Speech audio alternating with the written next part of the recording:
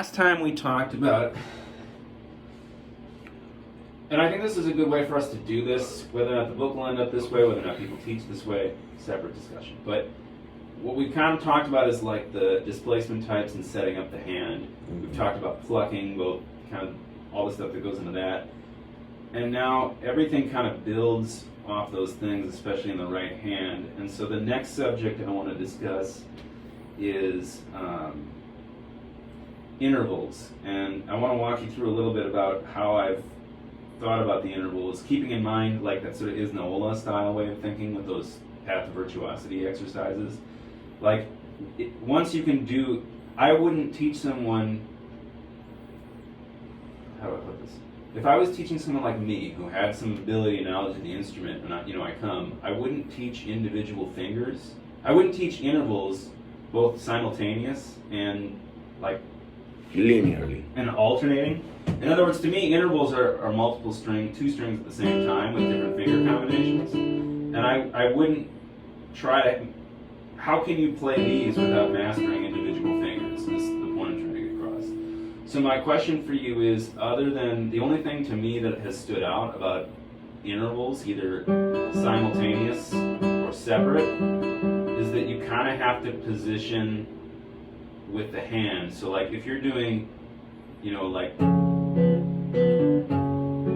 you have to keep in mind that you don't want to stretch with these. You kind of want to set up the in a hand position that can reach that both. so that they're relaxed but set up for that. Yeah. And frankly, I don't even, for a while I was doing like Iznaola style exercises for this, and now I just use pieces. I might be wrong, but I don't feel like I need to do like, do you have anything to add about intervals that I haven't covered? Support. Tell When me you're more. starting to do intervals, if you don't have support, you will end up doing this. Okay. So, for example, if you're working INM, INA, whatever combination, 2 strings, 1 string apart, doesn't matter, I will find the grounding, in this case thumb,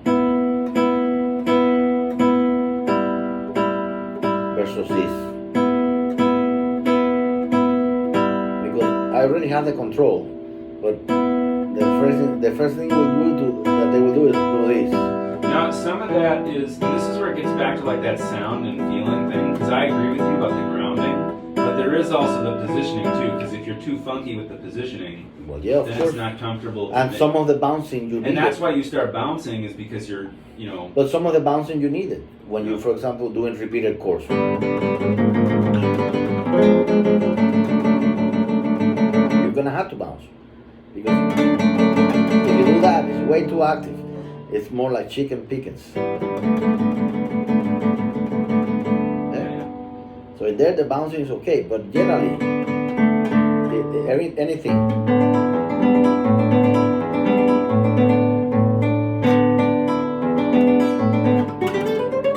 So I find the balance on the hand. So the hand is not going like that. Generally, when you start doing intervals, the main thing, individual fingers, then groups of 2, then INA, PNM, PNA, INM, all kind of combinations. I wouldn't list it out all the combinations. When you're doing that, you still see I'm resting the A finger. If I'm doing PNM, INM, my A finger is down. If I'm doing M&A, my PI is ready to play. Or if I'm only playing the thumb, then the thumb is down. If I'm doing this, see here, my A finger is down. Sequentially in that case, but like I still will find a way to get grounded, so you're not far away from the. And then make sure that when you're playing simultaneously, that you don't lose the ability to feel the finger independently. You see, the finger is the finger independent. When you're playing together, same motion. And then, why is that useful? Because, for example, when you are playing more advanced pieces later on, you need to be able to determine separation between the fingers. Like, for example, if I'm playing a chord, C major chord, I need to be able to bring the thumb, then the I finger,